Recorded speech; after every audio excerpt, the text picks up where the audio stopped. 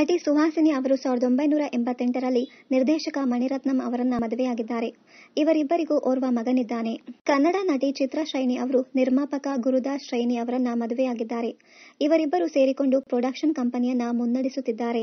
ತ್ರಿವೇಣಿ ಸಂಗಮ ಧಾರಾವಾಹಿ, ಕಾಫಿ ತೋಟ ಸಿನಿಮಾ ನಟಿ ಅಪೇಕ್ಷಾ ಪುರೋಹಿತ್ ಅವರು ಗೂಗ್ಲಿ ಸಿನಿಮಾ ನಿರ್ದೇಶಕ ಪವನ್ ಒಡೆಯರ್ ಅವರನ್ನ ಮದುವೆಯಾಗಿದ್ದಾರೆ. 2018ರಲ್ಲಿ ಈ ಮದುವೆ ನಡೆದಿದೆ. ಇದು ಅರೇಂಜ್ ಮ್ಯಾರೇಜ್ ಎನ್ನಲಾಗಿದೆ. ನಟಿ ಸಿತಾರಾ ವೈದ್ಯ ಅವರು 7 ವರ್ಷಗಳ ಕಾಲ ನಿರ್ದೇಶಕ ಎ. ಹರ್ಷ ಅವರನ್ನ ಪ್ರೀತಿಸಿ ಮದುವೆಯಾಗಿದ್ದಾರೆ. ಇವರಿಬ್ಬರಿಗೆ 2 ಗಂಡು ಮಕ್ಕಳಿದ್ದಾರೆ. ನಟಿ ಮಾಲಾಶ್ರೀ ಅವರು ನಿರ್ಮಾಪಕ ರಾಮು ಅವರನ್ನ 1997ರಲ್ಲಿ ಮದುವೆಯಾಗಿದ್ದಾರೆ.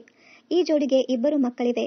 ಜಾಕಿ ಸಿನಿಮಾ ನಟಿ ಭಾವನಾ ಮೆನನ್ ಅವರು 2018ರಲ್ಲಿ ನಿರ್ಮಾಪಕ ನವೀನ್ ಅವರನ್ನ ಮದುವೆಯಾಗಿದ್ದಾರೆ. ಇವರಿಬ್ಬರದು ಲವ್ ಮ್ಯಾರೇಜ್ ಎನ್ನಲಾಗಿದೆ.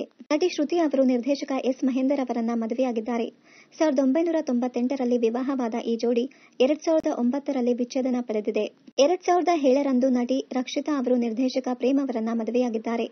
ಇವರಿಬ್ಬರದು ಪ್ರೀತಿ ಮಾಡಿ ಮದುವೆಯಾಗಿದ್ದಾರೆ. ಈ ಮದುವೆಗೆ ಚಿತ್ರರಂಗದ ಗಣ್ಯರು ಆಗಮಿಸಿದ್ದರು. ಕನ್ನಡ ನಟಿ ಕಾವ್ಯ ಶಾ ಅವರು ಹಾಸ್ಟೆಲ್ ಹುಡುಗರು ಬೇಕಾಗಿದ್ದಾರೆ ಸಿನಿಮಾದ ನಿರ್ಮಾಪಕ ವರುಣ್ ಗೌಡ ಅವರನ್ನ ವರಿಸಿದ್ದಾರೆ. ಇವರಿಬ್ಬರದು ದಶಕದ ಲವ್.